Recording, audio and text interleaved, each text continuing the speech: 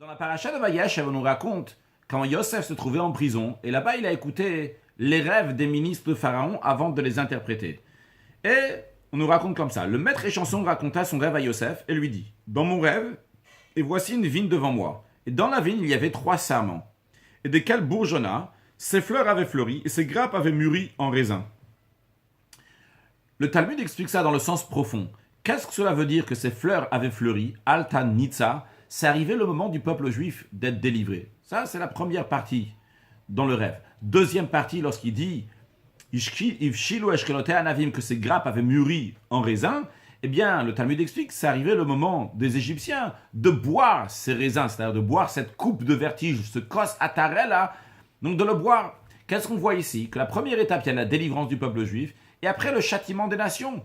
A priori, ça devrait être l'inverse. D'abord, le châtiment des nations, dans le sens, pas de châtiment, mais dans le sens d'annulation de ceux qui donnent l'exil au peuple juif, et après seulement en deuxième étape, la délivrance du peuple juif. L'explication est la suivante. Le Rambam Maïmonide dit que dans le travail du Mashiach, en première étape, il va y avoir qu'il va faire les guerres de Dieu, et il va vaincre toutes les nations qui sont autour. Et après, en deuxième étape, le Rambam nous dit qu'il va y avoir que le Mashiach va s'occuper du monde entier, que tout le monde va servir Dieu. Donc on voit ici 2 étapes. La première étape, c'est annuler donc ceux qui font du mal, ces nations-là qui font la guerre contre le Mashiach et les choses qui sont bonnes. Et après la deuxième étape, les changer en positif. Il en est de même aussi en ce qui nous concerne. Il y a la première étape, quand on dit la délivrance du peuple juif, c'est en effet l'annulation des exils et ceux qui amènent à l'exil. Après une deuxième étape, donc il y a un niveau qui est encore plus haut, c'est lorsque le royaume lui-même, toutes les nations, ils vont se changer de négative en positive.